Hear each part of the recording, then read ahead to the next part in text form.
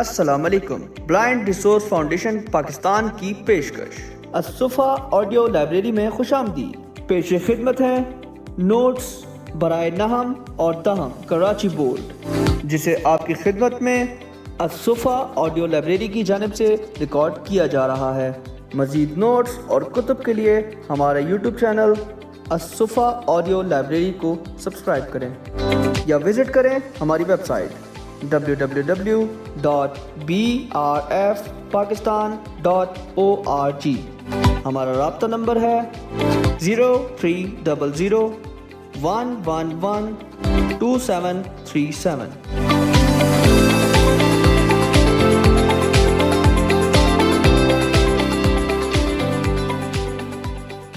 بسم اللہ الرحمن الرحیم۔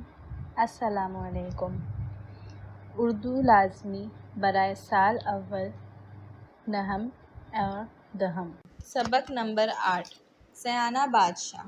ڈاکٹر نبی بخش خان بلوچ، ان کی ولادت 1917 عیسوی اور وفات 2011 عیسوی ہے۔ ڈاکٹر نبی بخش خان بلوچ سندھ کے ایک گاؤں جعفر خان لغاری ضلع سانگڑ میں پیدا ہوئے۔ آپ ابھی 6 مہینے کے تھے کہ والد کا انتقال ہو گیا۔ آپ کی تربیت والدہ اور چچا نے کی۔ انہوں نے ایم اے علی گڑھ مسلم یونیورسٹی سے اور ایجوکیشن میں PhD کولمبیا یونیورسٹی سے کیا۔ ڈاکٹر صاحب نے قیام پاکستان کے بعد علامہ آئی قاضی کی سربراہی میں یونیورسٹی آف سندھ کی ترقی اور تعمیر میں اہم کردار ادا کیا۔ انہوں نے اردو سندھی لغت اور سندھی اردو لغت ڈاکٹر غلام مصطفیٰ خان کے ساتھ تیار کی۔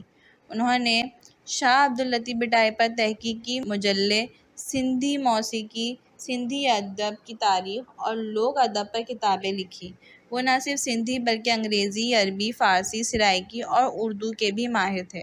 سندھ کے اس عظیم فرزند کو ان کی وصیت کے مطابق یونیورسٹی آف سندھ میں علامہ آئی قاضی کی قبر کے برابر میں دفن کیا گیا۔ موجودہ کہانی سیانہ بادشاہ آپ کی تحریر کردہ کتاب لوک کہانیاں سے لی گئی ہے۔ مختصر تعارف۔ ڈاکٹر نبی بخش خان بلوچ سندھ کے ایک عظیم فرزند تھے۔ انہوں نے علی گڑھ مسلم یونیورسٹی سے ایم اے کیا اور کولمبیا یونیورسٹی سے ایجوکیشن میں PhD کی۔ ڈاکٹر صاحب نے قیام پاکستان کے بعد علامہ آئی قاضی کی سربراہی میں یونیورسٹی آف سندھ کی ترقی اور تعمیر میں اہم کردار ادا کیا۔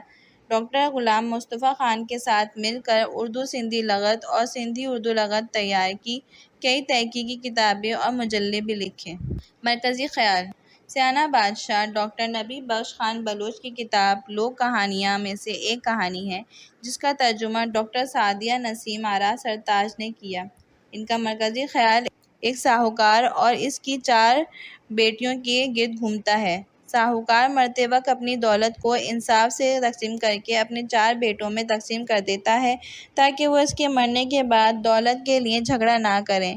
جب اس کے بیٹوں کو اس کی تقسیم سمجھ میں نہیں آتی تو وہ ملک کے دانشمند بادشاہ سے مدد لیتے ہیں، جو اس معمے کو حل کرتا ہے۔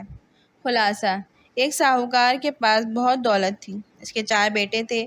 موت کے قریب وہ یہ سوچ کر کہ کہیں میرے مرنے کے بعد میرے بیٹے دولت کے لیے آپس میں نہ لڑیں، اپنی ملکیت کو 4 دیگوں میں ڈال کر اپنی چارپائی کے پائیوں کے نیچے دفن کر دیتا ہے اور بیٹوں سے کہتا ہے کہ ایک ایک پایا اپنے لیے منتخب کر لیں اور جو کچھ اس کی نیچے ہے وہ اسی کا ہے، لہٰذا میرے مرنے کے بعد دولت کے لیے آپس میں نہ لڑنا۔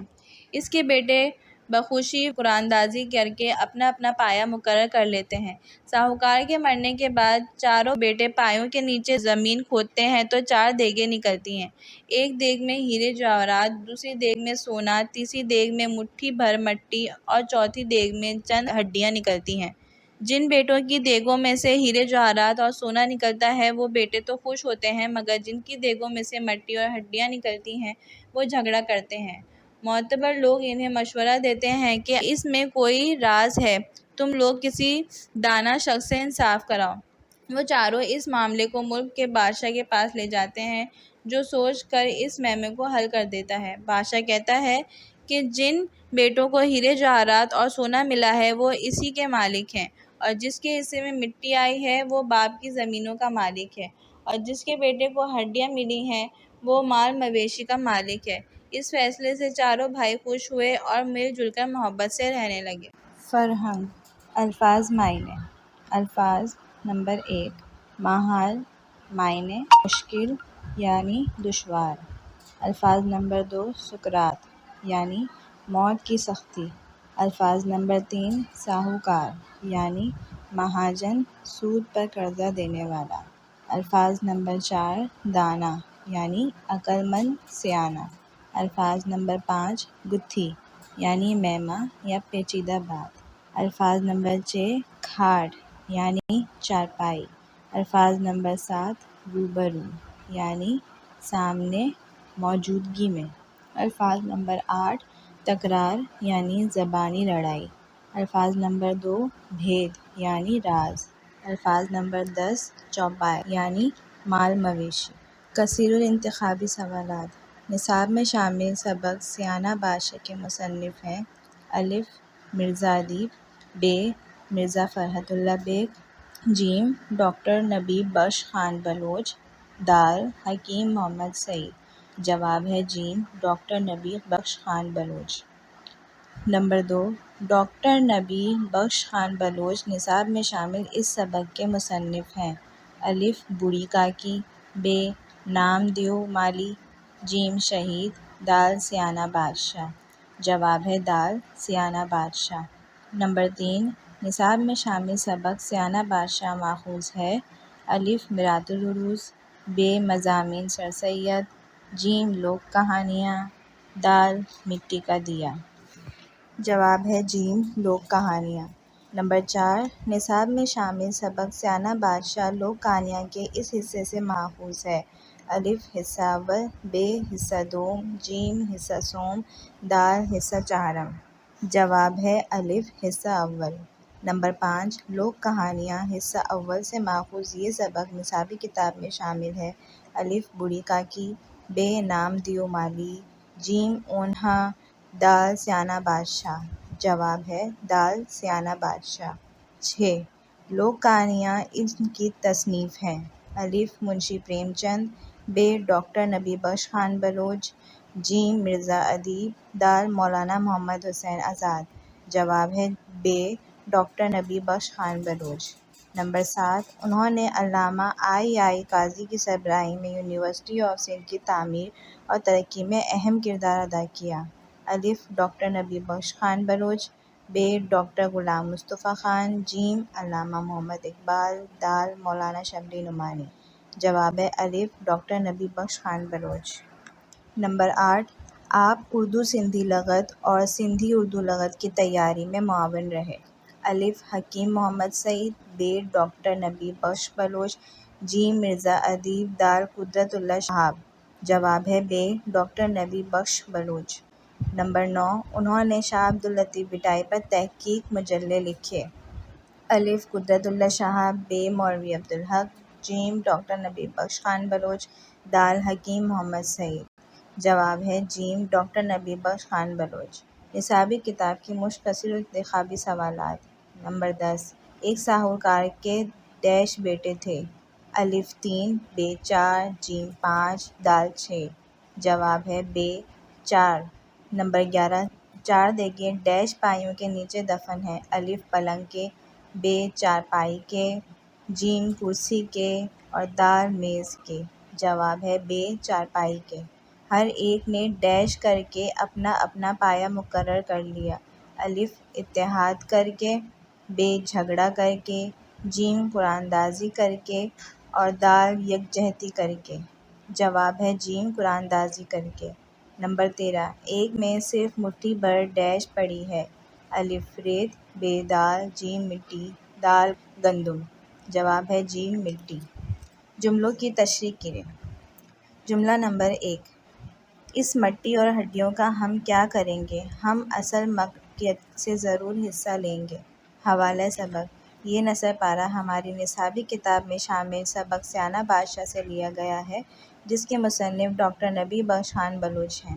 حوالہ مصنف: اس سبق کے مصنف ڈاکٹر نبی خان بلوچ ہیں۔ سیانہ بادشاہ ڈاکٹر نبی خان بلوچ کی کتاب لوک کہانیوں میں سے ایک کہانی ہے جس کا ترجمہ ڈاکٹر سعید سعدیہ نسیم آرا سرتاج نے کیا۔ اس کا مرکزی خیال ایک ساہوکار اور اس کے 4 بیٹوں کے گرد گھومتا ہے۔ ساہوکار مرتے وقت اپنے 4 بیٹوں میں تقسیم کر دیتا ہے تاکہ وہ اس کے مرنے کے بعد دولت کے لیے جھگڑا نہ کریں۔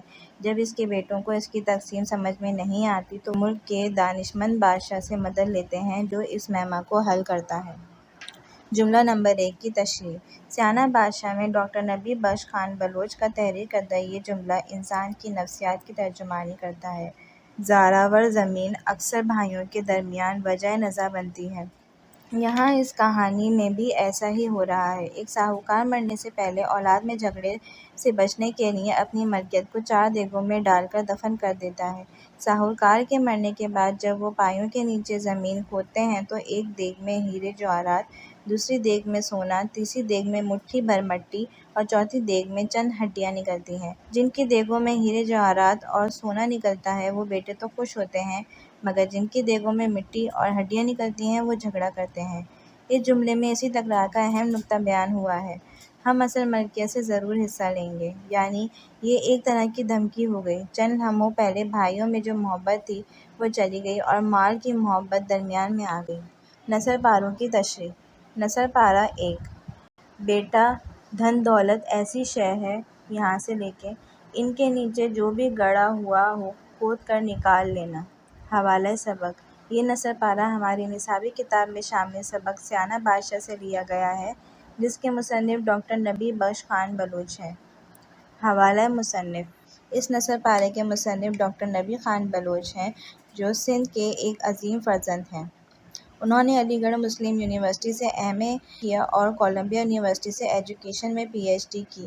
ڈاکٹر صاحب نے قیام پاکستان کے بعد علامہ آئی قاضی کی سربراہی میں یونیورسٹی آف سندھ کی ترقی اور تعمیر میں اہم کردار ادا کیا۔ ڈاکٹر غلام مصطفیٰ خان کے ساتھ مل کر اردو سندھی لغت اور سندھی اردو لغت تیار کی، کئی تحقیقی کتابیں اور مجلے بھی لکھے۔ نثر پارہ 1 کی تشریح۔ ایک ساہوکار اپنی موت سے پہلے اپنے 4 بیٹوں کو بلا کر یہ الفاظ ان سے کہتا ہے۔ وہ اپنے بیٹوں کو سمجھاتا ہے کہ دولت کی وجہ سے انسان ایک دوسرے کا دشمن ہو جاتا ہے اور بہت خون خرابہ ہوتا ہے۔ میں نہیں چاہتا کہ تم چاروں بھائیوں میں ایسا ہو، اس لیے میں نے اپنی ساری ملکیت کو 4 حصوں میں تقسیم کر کے اپنی چارپائی کے چاروں پایوں کے نیچے دفن کر دیا ہے۔ تم چاروں میرے بیٹے ہو، میرے دل کے ٹکڑے اور آنکھوں کے تارے ہو۔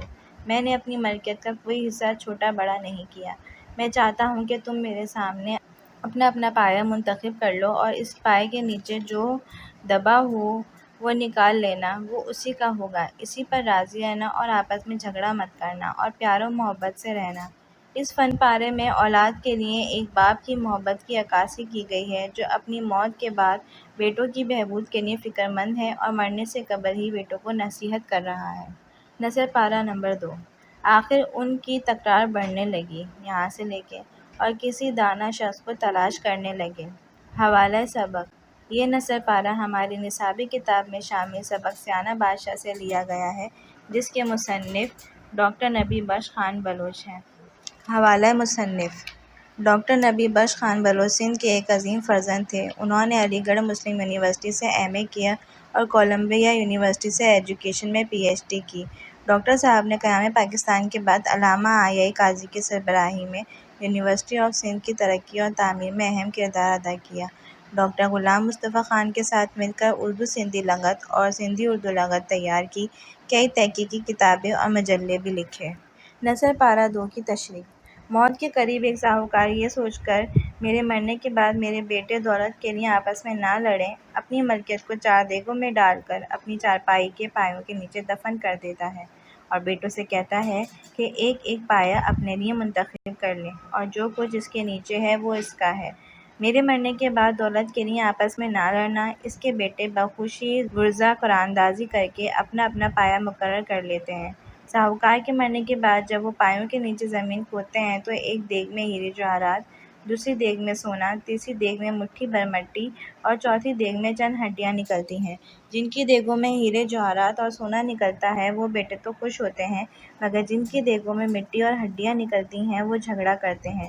معتبر لوگ انہیں مشورہ دیتے ہیں کہ اس میں کوئی راز ہے، کسی دانا شخص سے انصاف کرواؤ۔ نصابی کتاب کی مشقی سوالات۔ سوال نمبر 1، 10 ذیل سوالات کے جوابات دیجیے۔ الف، ساہوکار نے اپنے بیٹوں میں ملکیت کس طرح تقسیم کی؟ جواب: ساہوکار نے اپنی ملکیت کو 4 حصوں میں تقسیم کیا۔ ایک بیٹے کو ہیرے جواہرات، دوسرے کو سونا اور تیسرے کو زمینیں اور چوتھے کو مال مویشی دیے۔ ب، ساہوکار کے 2 بیٹے کس بات پر سخت ناراض ہوئے؟ جواب: جب ساہوکار کے چاروں بیٹوں نے اپنے اپنے حصے کی دیگیں نکالی، جو ایک کے حصے میں ہیرے جواہرات اور دوسرے کے حصے میں سونا آیا، جبکہ تیسرے کی دیگ میں مٹھی بھر مٹی اور چوتھے کی دیگ میں چند ہڈیاں نکلیں، اسی لیے تیسرا اور چوتھا بیٹا سخت ناراض تھے۔ ج، چاروں بھائی فیصلے کے لیے کس کے پاس گئے؟ جواب: چاروں بھائی فیصلے کے لیے ملک کے بادشاہ کے پاس گئے۔ د، بادشاہ نے کیا فیصلہ کیا؟ جواب: بادشاہ نے فیصلہ کیا جن بیٹوں کو ہیرے جواہرات اور سونا ملا ہے وہ اسی کے مالک ہیں، اور جس بیٹے کو مٹی ملی ہے وہ زمین جائیداد کا مالک، اور جس کو ہڈیاں ملی ہیں وہ مویشیوں کا مالک ہے۔ اس کہانی سے کیا سبق ملتا ہے؟ جواب: اس کہانی سے یہ سبق ملتا ہے کہ دھن دولت، ملک و جائیداد فانی چیزیں ہیں، ان کے لیے آپس میں جھگڑنا نہیں چاہیے، اور اگر ایسا کوئی مسئلہ آ جائے تو اسے سمجھداری سے، افہام و تفہیم سے حل کیا جائے۔ سوال نمبر 2، ذیل کالم الف کو کالم ب سے ملائیے۔ کالم الف، ساہوکار نے اپنی ملکیت کالم ب بیٹوں میں تقسیم کر دی۔ کالم الف، دوسری دیگ کالم ب سونے سے بھری ہے۔ کالم الف، جسے مٹی کی دیگ ملی وہ کالم ب باپ کی زمینیں سنبھالے گا۔ کالم الف، چاروں بھائی آپس میں کالم ب پیار و محبت سے رہنے لگے۔ کالم ب، جسے ہڈیاں ملیں وہ کالم ب چوپائے مال کا مالک ہے۔ سوال نمبر 3، دیے ہوئے لفظی اشاروں کی مدد سے کہانی مکمل کیجیے۔ سبکتگین، غلام، شکار، ہرن کا بچہ، پیچھے دیکھنا، ہرنی، رحم، چھوڑنا، خواب، بزرگ، سلطنت، موت، انتخاب، تخت۔ جواب: سبکتگین ایک غلام تھا۔ ایک دن شکار کرتے ہوئے اسے ایک خوبصورت ہرنی کا بچہ نظر آیا۔ اس نے اسے پکڑ لیا اور اپنے ساتھ لے جانے لگا۔ جب اس نے پیچھے مڑ کر دیکھا تو اس نے ایک ہرنی دیکھی جو اس کے پیچھے پیچھے آ رہی تھی۔ ماں کی اس محبت کو دیکھ کر سبکتی کے دل میں رحم آ گیا اور اس نے ہرنی کے بچے کو چھوڑ دیا، جو بھاگ کر ہرنی کے پاس چلا گیا۔ رات کو سبکتگین کو خواب میں ایک بزرگ نظر آئے جنہوں نے اس سے کہا کہ اس نے سلطنت اور موت میں سے سلطنت کا انتخاب کیا ہے۔ بعد میں سبکتگین غزنی کے تخت پر رونق افروز ہوا۔ سوال نمبر 4، 10 ذیل درست بیانات کے آگے صحیح کا نشان لگائیں۔ جواب: الف، ساہوکار نے سقراط کے عالم میں بیٹوں کو بلایا۔ صحیح۔ نمبر ب، ساہوکار نے ساری ملکیت 2 دیگوں میں ڈالی۔ جواب: غلط۔ ج، چاروں بیٹوں میں ملکیت برابر تقسیم ہوئی۔ جواب: صحیح۔ د، بادشاہ نادان تھا۔ جواب: غلط۔ بات 4 معتبر لوگوں تک پہنچی۔ جواب: صحیح۔ حصہ نثر۔ ڈرامہ، مکالمہ۔ ڈرامہ، ڈرامہ یونانی لفظ ڈراؤ سے مشتق ہے جس کے معنی عمل یا اداکاری یا دوسرے الفاظ میں کچھ کر کے دکھانا کے ہیں۔ ڈرامہ ایک کہانی ہے جو اداکاروں کے ذریعے ناظرین کے سامنے اسٹیج پر پیش کیا جاتا ہے۔ بالفاظ دیگر ڈرامہ ایک نقالی ہے جو حرکت اور تقریر کے ذریعے سے کیا جاتا ہے۔